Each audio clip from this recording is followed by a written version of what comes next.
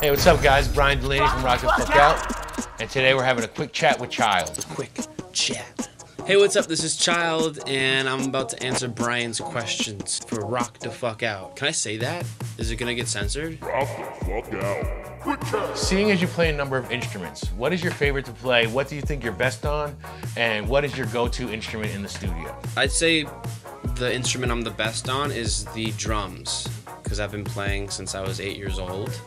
And my go-to instrument is probably piano or guitar. Favorite instrument is either the piano or my voice. What are some of your favorite plugins? And do you rely on presets, or do you find yourself designing your own individual sounds? That's a good question. I think that Serum is always going to have a spot in my heart. That's probably my favorite. But I've really been digging Analog Lab. It's pretty sick. I've been using that a lot recently. But yeah, I'd say my favorite is probably Serum. And I usually just create my own patches and like start from scratch. So far in your career, what has been the highlight? Has it been a show, a big press look you didn't expect to get? What's been the most exciting moment so far for you? Ooh, okay. I'd probably say two. First, in 2019, I got to open for Grayson Chance, which was super cool. I told Grayson that like right before my set, I need to meditate. I usually meditate as like a ritual. And he was like, oh, can I join? And I thought that was super cool. And the crowd was great. It was sold out. So that was like really, really fun. And most recently, my biggest accomplishment, I finally got to work with like my favorite producer in the world, and his name is Tennyson, and we made a song together, and that was pretty crazy. I'd say that's probably my biggest accomplishment, or something I'm like the most proud of. And that song is something I'm really proud of too. When you worked on Antidote with Mickey Darling, did you feel the single was going to do as well as it did, seeing as you just recently reached over 1 million streams on Spotify?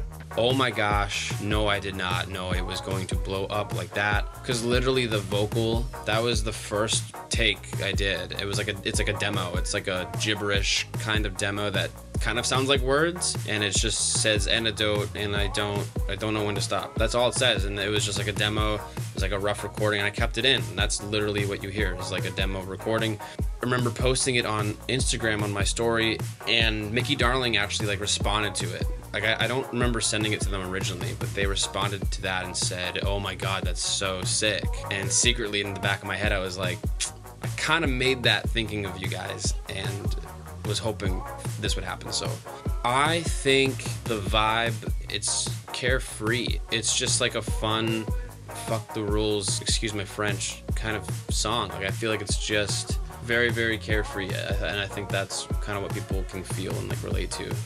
Is there one song that you currently have in your stash that you have yet to release that you're super excited about? So I have a song for September that's gonna be dope that we're actually filming a music video for in like 2 weeks. But for the first time in a while, I have like 5 singles and collabs that I'm like really pumped for. Tell us what made you launch Sleepy Kid Records. What was it that made you step out from being an artist and try your hand on the label side of things? And so far, how do you think it's been going, and what do you think are some areas you're still hoping to expand in with the label? Yeah, so it's always been kind of an idea. It's never been like a dream, like a huge dream, but I think I just wanted to get into like the business side of it, I think.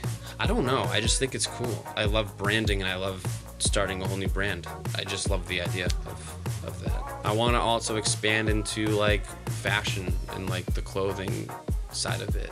Where's your studio located, and what is the vibe in the studio? Do you have plants? Do you have lights?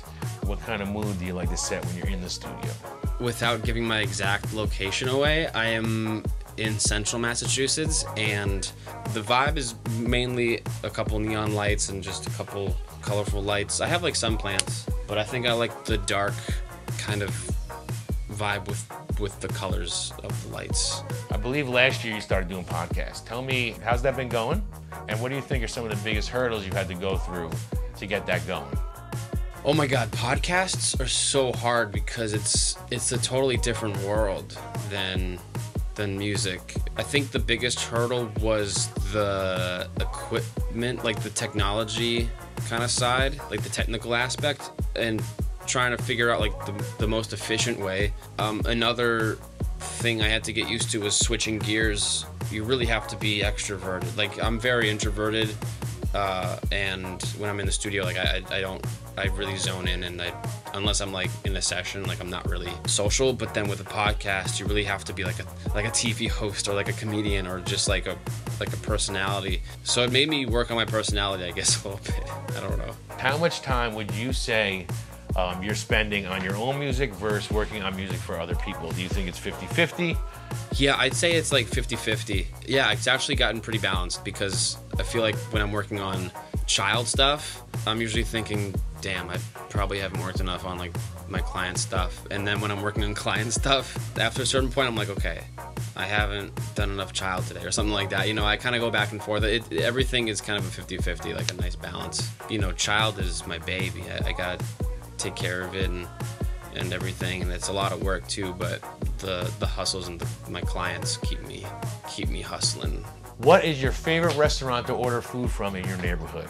All right, yeah, that's an interesting question, because I'm a picky eater. If I had my choice, I wouldn't really eat, but when I do get really hungry, or if I'm like hanging out with friends or like about to do a session or something, there's a great burger place near me called Mooyah, and there's also a Wegmans next to it. So if I need like other like studio snacks, I'll go to Wegmans and grab some like chocolate covered raisins or something.